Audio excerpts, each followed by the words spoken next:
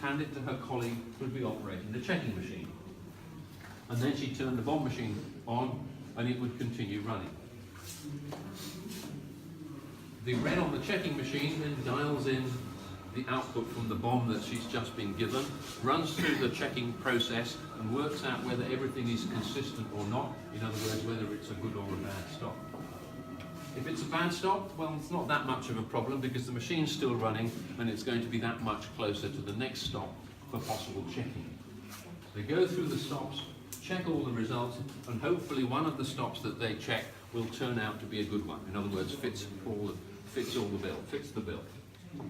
Once that happens, that's the job done for the bomb machine.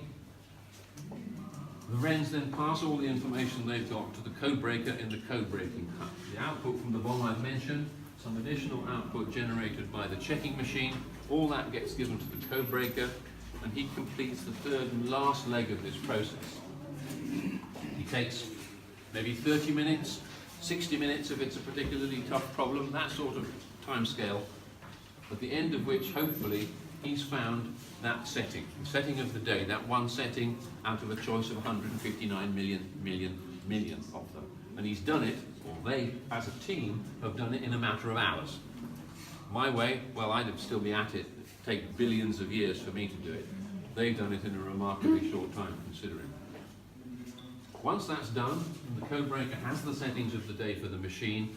They put the settings onto a machine that they have, and they type in the cipher message, and what should happen is that cipher message should now come out in plain text. You should be able to read the message.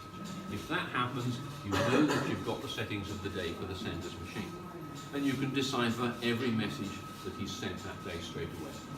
But the beauty of this method is that you've actually got the settings of the day for the whole network, because that chap who's sending the messages is sending messages to other people, all of whom have to have their machines set to the same settings of the day, otherwise they're not going to be able to exchange each other's messages. So you've got the settings for the whole network, and you can now decipher every message from that network, put them straight into your cipher machine. Brilliant, job done.